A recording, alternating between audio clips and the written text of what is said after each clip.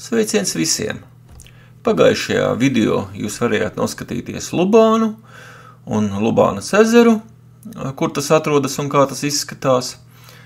Bet šajā video es jums parādīšu pie šī paša ceļojuma klāt esošo strausu fermu, kas atrodas pie pašas Lubānas. Tad noskatieties, novērtējiet un foršu skatīšanos. Labdien, mani sauc Ilze. Esam ieradušies rozu saimniecībā Lubānas pusē. Un tad mēs esam ienākuši pie emu strausiņiem. Mēs varam pieiet pie viņiem tuvāk. Šis ir viens no skrējēju putniem.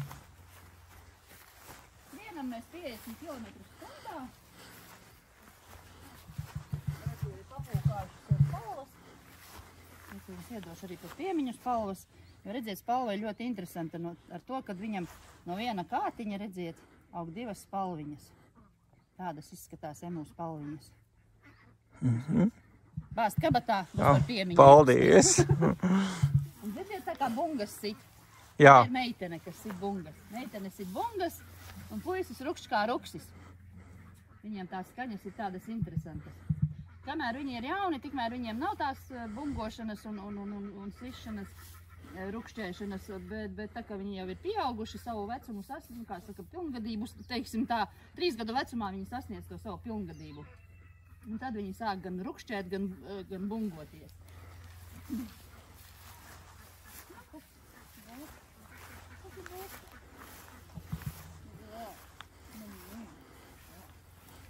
Jūs droši varat atnākt aptaustīt viņus. Samīļos. Ja laižās projām. Nā, tik traki. Vienkārši viņi jau ir pieraduši tāpatās jau. Tāpatās jau brauc ekskursanti, un nav jau tā, kā saka, pirmo reizi ieraudzījuši svešāku. Viņi ir pieraduši gan pie ekskursantiem, gan pie pašu cilvēkiem, kā teikt. Šiem ir uz doto brīdi 10 gadi emiem. Emi dzīvo pēc Austrālijas, jo, ja mums ir vasara, tad Austrālijā ir ziema, un uz doto brīdi viņi olas nedēja. Viņi dēja februārī, martā, aprīlī olas. Oliņas arī vēlāk parādīšu, kāda izskatās oliņa. Un ir kāds vārds viņiem? Viņi mums ir bukiņa un bukiņš. Tāpēc, ka viņi nāk mums no, kā saka, Daugavpils puses, un tur krievu tautības sieviete mums viņus pārdeva 10 gadus atpakaļ.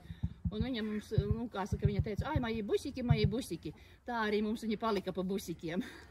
Un kurš ir busiks? Puika un meitene. Meitene sit bungas, to var uzreiz pateikt, jā. Bet pēc izskata arī var pateikt kaut kā? Ļoti minimāli. Tur viņiem pie lūpām tur jāskatās, kuram tumšāks, kuram gaišāks. Bet, pēc izskata arī ir tā, ka, teiksim, frizūra puisim ir tā kā pankveidīgāka, meitenei tāda gludāka tā galva. Viņi ir, kā jau teicu, skrējēji putni, skrien 50 km/h. Tā pašā laikā kaimiņos ir Āfrika atkal. Āfrikāņi, redziet, kā danco, nodemonstrē arī savu danci. Šie ir jauni. Šis mums ir atjaunošanās gads, jo tuvu mežs ir un nāk visādi meža dzīvnieki ciemos. Un līdz ar to mums arī bija tāda stāde, kad laps aiznesa fazānu ģimeni, apkoda un atkal mazais štruns, kas lien pa šitiem maziem cauna vai seskas, kas jau tas ir. Ielīdis bija baložu ģimeni, kā saka, nolika čupiņā, jo tie ir tie putni, tie dzīvnieki, kas izdzer asinis un atstāja gaļu. Līdz ar to, jā, tagad mēs pamazām atjaunojamies. Bija mums arī vecāki strausi, iepriekšējie, tiem arī visādas likstas, kā saka, gadījās, un līdz ar to uz doto brīdi, jā, mēs atjaunojamies. Šie ir nākuši šogad mūsu saimniecībā, jau, kā saka, 6 mēnešnieki. Tiem lielajiem 6 mēneši tikai? Uz doto brīdi viņiem kaut kādi, pie 10 mēnešiem varētu būt, jo viņiem jau mainās spalva. 10 mēnešu vecumā viņiem var noteikt dzimumu. Ja nesūta analīzes kaut kādas uz laboratorijām. Tad viņiem var noteikt tikai vecumu 10 mēnešu vecumā. Puisis paliek melnā krāsā, kā saka, spalva nokrāsojas, meitene paliek pelēka. Un viņi satiek labi savā starpā? Šie te savā starpā emu ar afrikāņiem? Jā. īpaši neesam laiduši kopā, bet es domāju, ka ir saimniecības, kur viņi visi dzīvo kopā vienā voljērā. Domāju, ka nekādu problēmu nevajadzētu būt. Īpaši, nu, teiksim, emu nepatīk tas, kas ir mazāks par viņiem. Jo emu, teiksim, tas pats sunīts, kas ir blakus, ja viņš ieraudzīs, viņš šņāks uz tā suņa, spers viņu. Tā kā mazie suņi bija mazāki, tika iekšā kucēns, un tad, nu, šiem bija liela jautrība, kad, redz, sunītim varēja iespert ap dibenu, un tas tur nevarēja tikt projām. Bet, nu jā. Un ko viņi ēd?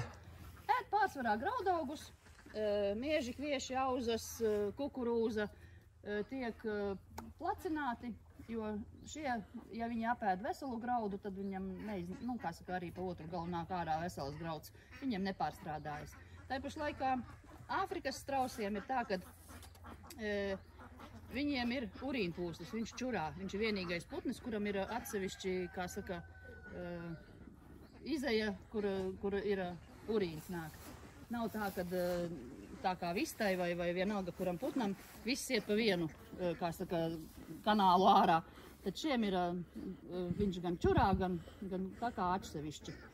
Līdz ar to viņiem vajag kuņģī, teiksim, ik pa laikam iebarot viņam vajag akmeņus. Mēs pērkam kā rautā speciāli akmentiņus, celtniecības tāda mazā frakcija. Paberam viņiem ik pa laikam, lai viņiem būtu tur tā visa darbība notiktos tā kā vajag. Protams, dodam vitamīnu, speciālais vitamīns, kas viņiem ir tieši strausiem domāts. Un ziemā tāpat tās āboli, visādi dārzeņi, kas jau nāk. Protams, viņam veselu ābolu neiedos, viņš viņu neapēdīs. Nav tā kā vista saknābās, teiksim, kabaci vai kaut ko. Viņš ir jāsasmalcina. Protams, arī zāle. Nu, uz doto brīdi mēs pļaujam zāli, metam viņiem iekšā. Voljērus īpaši nepārvietojam, jo, nu, teiksim, mazajiem putniem var pārvietot voljērus, teiksim, uz priekšu, tad, lai zālīti dabūtu, bet, nu, lielajiem, nu, tā ir bišķi sarežģītāka situācija. Nu, lūk. Kādi vēl jautājumi par šiem emu, piemēram?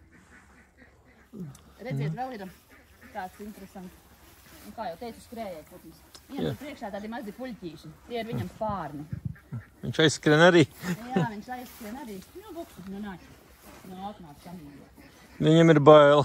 Nav, viņam bail. Redziet, šis te ir spārniņš, redziet, tāds maziņš. Kur viens, kur otrs, tie ir spārniņi tādi maziņi. Viņš ieknāpt arī var? Protams, ka viņš var ieknāpt, bet viņa ierocis ir kājas. Gan vieniem, gan otriem viņi ir spērēji. Viņi nav knābēji. Ar knābi viņi izzina pasauli, uzņem barību, bet ierocis, redziet, paši, teiksim, lielajam strausam, kādas ir kājas, diezgan spēcīgas. Viņš var iespert, jā. Viņš ir spērējs. Spēr viņš 3 reizes spēcīgāk kā zirgs. Oho. Jā. Tad mēs varam iziet ārā, aiziesim tuvāk pie strausiem. Āfrikas strausiņš. Varat droši paplēst zāli un pabarot viņu. Barojam tā kā zirgu. Vai nu uz plaukstas liekam, nu neču augšā. Nu nē, ar visu pirkstu nevajag. Vai nu arī, ja ir lielāka zāle, garāka, tad mēs varam vienkārši tādu kušķīti padodam, un tad viņš paņem to. Jā, bet viņš arī pirkstā var trāpīt. Protams, ka var. Bet, nu, kā jau es teicu, ar knābi viņš izzina pasauli un uzņem barību, viņš īpaši neko. Jā, protams, ir stingri diezgan. Jā, bet lai viņš izdarītu kādu skādi, nu, nav. To var paciest. Pieaudzis cilvēks droši var paciest. Teiksim, ir tā, ka mazam bērniņam neiesaka, jo tad var noraut to pirkstu ādiņu un protams, mazs bērns uzreiz sāk bļaut. Nu, lūk, kā jau teicu, puisis melns, meitene paliek tāda pati pelēka. Jā, tev gribas aptaustīt. Redziet, kāda spalviņa mīksta. Tuvāk droši. Jā, nu es pēc tam pieiešu, jā. Nu, lūk, ko tad izmanto no strausa? Nu, tad, kad viņa pārvieto uz, kā saka, mājas vēsāko vietu, ko sauc pa leduskapi, tad izmanto gan gaļu, gan spalvas, gan ādu. Ir, protams, nu, mūsu saimniecībā tas nenotiek, mūsu saimniecībā ir tomēr ekskursantu. Ir saimniecības, kas audzē tieši gaļai, un tad, jā, tad ir tā, ka gaļa uz leduskapi, olas, kur jau kurš, pārtikā lietojamas, visu putnu, gan gaļa, gan olas ir pārtikā lietojamas. Ādu izmanto somas šuji, makus šuji, jostas šuji. Ārzemēs, protams, arī kobujiem zābakus šujot. Un jā. Nu jau vairāk arī, es domāju, nestāstīsim, jo, lai atbrauc cilvēki paši. Protams, lai brauc skatās. Jā, lai paši atbrauc. Spalvas ir pateicīgas ar to, ka ļoti, kā saka, viņas var mazgāt. Viņas izmazgājot, viņas nezaudē to savu struktūru. Ir, piemēram, citiem putniem, kad viņas, nu, teiksim, tās pašas dūnus pilveni. Viņu izmazgājums tas saveļas kā kunkulis, tur nekā vairs no tām dūnām nav. Bet šīs spalvas, jā, šīs ir pateicīgas to, ka viņas var krāsot visādās krāsās, un sevišķi tās baltās spalviņas, kas jau viņiem ir spārnos. Un tagad jums ir 4 iemitnieki, jā, patreiz no lielajiem putniem? Jā, lielie mums ir 4 patreiz, jā, 2 strausi un 2 emu. Un tad ir vistiņas, jā? Tad ir vistiņas, tad ir fazāni, tad ir pāvi, pīles, nu, jā, tītari, zosis, no visa kā. No visa kā pa lāpstai, kā teikt. No, jā. Indijas skrēja pīles vai kā tautā sauc par pudeļpīlēm. Gliemežēdāji, droši vien internetā arī ir lasīts un dzirdēts, kad daudzi piedāvā, ka lūk, gliemežēdājus vai kādam nevajag. Jā, viņi tiešām ir, nu, nav tā kā lielā pīle, kas lielu pleznu uzliek uz kaut kā, bet viņas staigā uz pirsgaliem. Viņas arī tā arī izskatās kā šampāniešu pudelītes.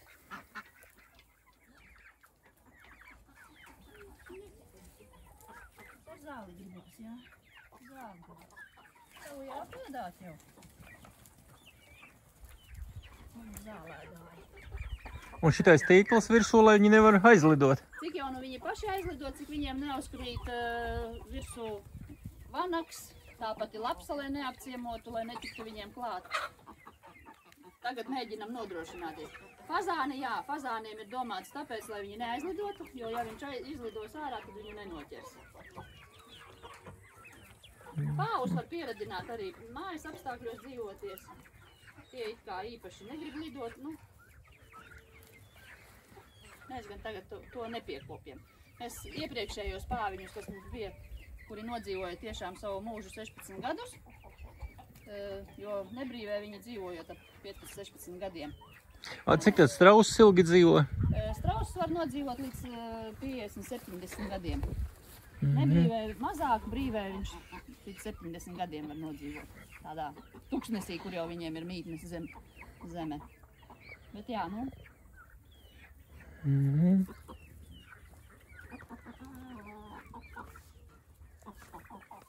Šities ir to zaļo kakliņi. Ar zaļo kakliņu tā ir Indijas zilā pāva mamma. Mamma. Jā, tā ir meitene. Baltais ir puisis un tas ir melnspārnu puisis ar zilo kakliņu.